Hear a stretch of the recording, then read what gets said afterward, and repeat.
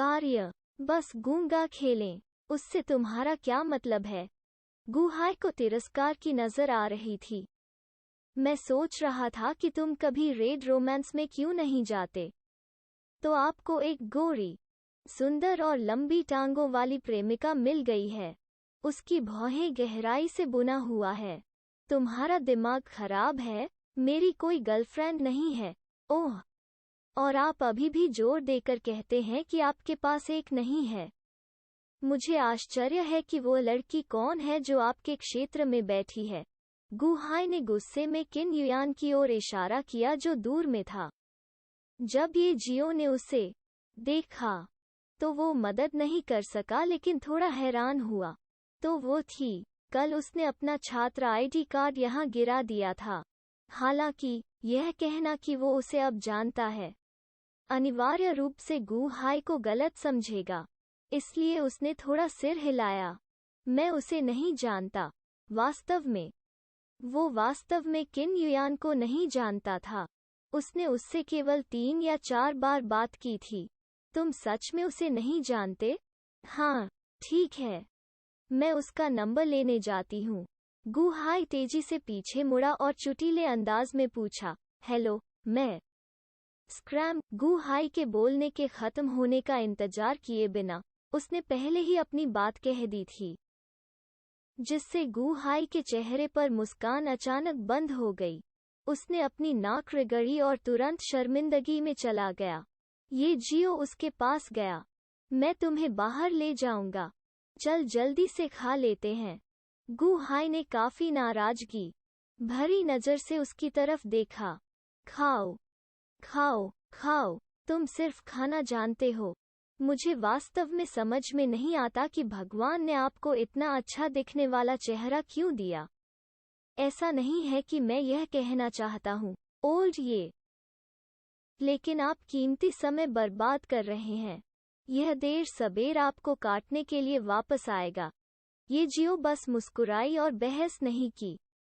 गुहाई सही था। लुक्स की बात करें तो वो हमेशा से ही बहुत लकी रहे हैं। ऐसा लग रहा था कि जैसे जैसे उसकी ताकत धीरे धीरे बढ़ती गई, उसका अदृश्य स्वभाव भी बढ़ता गया। दुर्भाग्य से उसे बंधे होने का एहसास पसंद नहीं आया। फिलहाल वो सिंगल रहने की आज़ादी का स्वाद चखना चाहते थे। बेशक, दूसरे दृष्टिकोण से यह कहा जा सकता है कि वो अपनी उपस्थिति के बारे में पर्याप्त आश्वस्त था। अगर उसे कोई गर्लफ्रेंड ढूंढना होता तो वो कभी भी ऐसा कर सकता था, इसलिए उसे ऐसा करने की कोई जल्दी नहीं थी। उन दोनों के दोपहर का भोजन करने के बाद गुहाई छात्रावास में लौट आया। हमेशा की तरह ये जियो पढ़ने के लिए आई। कुछ देर बाद किन युयान वहां से चली गई। अनिश्चितता के संकेत के साथ उसने ध्यान से पूछा, मैं पूछना चाहता हूँ, क्या आपने यहाँ मेरी छात्र आईडी देखी है? ये जियो ने किताब से सिर नहीं उठाया और जवाब दिया। बाईं ओर बुकशेल्फ की पहली पंक्ति के ऊपरी दाएं कोने। किन युयान दंग रह गया। वो चली गई और जांच करने के लिए बाहर पहुंची। जैसी कि उम्मीद थी, उसे अपनी छात्र आईडी मिली। वो तेजी से चल पड़ी। आपको धन्यवाद। मुझे लगा कि मैंने इसे सड़क पर छोड़ दिया है।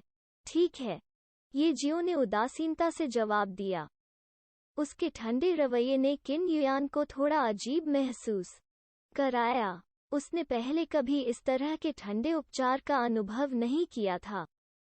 हालांकि करीब से निरीक्षण करने पर प्रशासक वास्तव में अच्छा दिख रहा था। उसके आसपास लड़कियों की कमी नहीं होनी चाहिए, इसलिए उसके लिए उसकी परवाह न करना सामान्य बात थी। क्या मैं एक और सवाल पूछ सकता हूँ? ये जियो ने अपनी भान को थोड़ा ऊपर उठाया और अपने हाथ में किताब नीचे रख दी। आगे बढ़ो, मैं कृपाण तकनीकों के बारे में सीखना चाहता हूँ, लेकिन यहाँ बहुत अधिक हैं। मैंने सोचा कि चूंकि आप प्रशासक हैं, इसलिए आपको इनमें से अधिकांश पुस्तकों के बारे में पता होना चाहिए। क्या आप मुझे सलाह दे सकते हैं कि कृपाण तकनीकों के बारे में कौन सी किताबें बेहतर हैं? या कौन सी अधिक लोकप्रिय है? ये जियो की आंखें अनजाने में उसके दाहिने हाथ पर जा लगीं।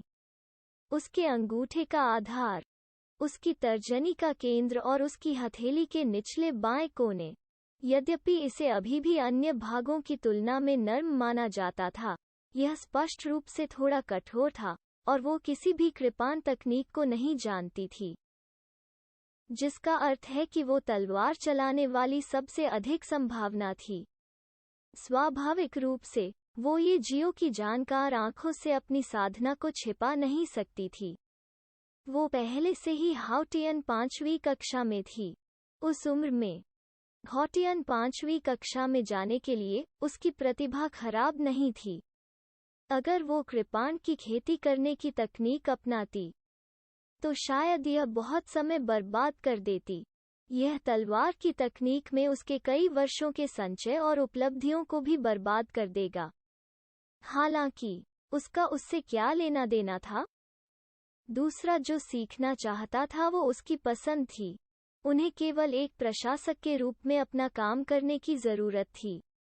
2 सेकंड के मौन के बाद वो जारी रहा, लोग विभिन्न प्रकार की तकनीकों को विकसित करना चुन सकते हैं, लेकिन यह उनके लिए उपयुक्त नहीं हो सकता है।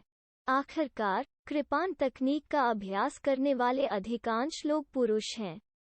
इसके अलावा पुरुषों द्वारा अभ्यास की जाने वाली अधिकांश सेबर तकनीकें विस्तृत श्रृंखला चालें हैं।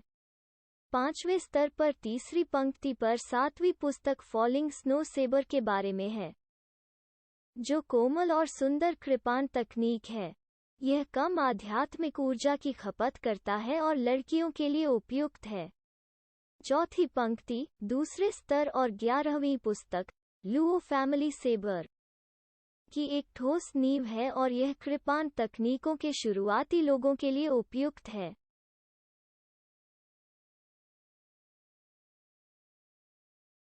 पहले स्तर की पहली पंक्ति में छठी किताब फॉक्स हंटिंग सेबर के बारे में है।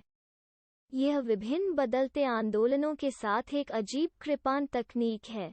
शत्रु पर इसका चमत्कारी प्रभाव पड़ा। शुरुआती लोगों के लिए उन 3 कृपाण तकनीकों को पढ़ें। किन युयान मदद नहीं कर सका लेकिन हैरान रह गया। अद्भुत! ऐसा लगता है कि कृपाण तकनीकों पर आपका शोध काफी गहरा है। आपकी ताकत असाधारण होनी चाहिए, है ना?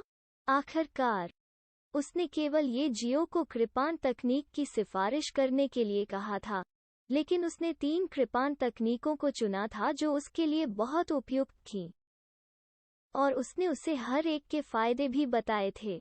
आप इसे अधिक सोच रहे हैं।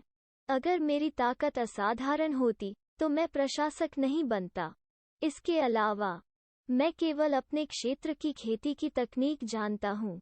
जहाँ तक क्षेत्रों के लोगों का सवाल है, मुझे ज्यादा कुछ पता नहीं होगा। किन युयान ने सिर हिलाया। ये जियो ने जो कहा वो भी सच था। ऐसा कौन सा व्यक्ति है जिसके पास गहन साधना है सेना या विभिन्न बड़ी कंपनियों द्वारा नहीं छीना जाएगा? वे यहाँ छोटे प्रशासक क्यों होंगे? इसके अलावा एक प्रशासक के रूप में वो निश्चित रूप से अपने क्षेत्र में खेती की तकनीकों के प्रकार और विशेषताओं को जानता होगा। इसलिए यह समझ में आता था। आपको धन्यवाद। आपका स्वागत है। जब उसने करारा जवाब दिया तो उसने पढ़ने के लिए अपना सिर नीचे करना जारी रखा। किन युयान जानता था कि वो उससे अब और बात नहीं करना चाहता। इसलिए वो 3 किताबों को खोजने के लिए मुड़ी और फिर उन्हें उधार लेने के लिए पहली मंजिल पर हॉल में गई। पुस्तकालय में पुस्तकें उधार लेने के 2 तरीके थे। एक उन्हें उस क्षेत्र में उधार ले सकता था जहां से उन्हें प्रशासक के माध्यम से लिया गया था, और दूसरा पहली मंजिल पर हॉल में जाना होगा। किन युयान जानती थी कि ये जियो को शायद परेशान होना पसंद नहीं था, इसलिए उसने उसे अपने लिए प्रक्रियाओं से गुजरने नहीं दिया। ये जियो के लिए उसने खुद को कम करके आंका और साहित्यिक चोरी करने वालों की ताकत को कम करके आंका। सुबह में उन्होंने लगभग 200 साधना तकनीकों को पढ़ा और उनमें से 3 बुनियादी मानसिक साधना तकनीकों का चयन किया। दोपहर से रात तक उन्होंने लगभग 1000 पुस्तकें पढ़ीं, लेकिन उन्होंने केवल एक स्वतंत्र बुनियादी मानसिक साधना तकनीक प्राप्त की। बाकी सभी लूटपाट कर रहे थे।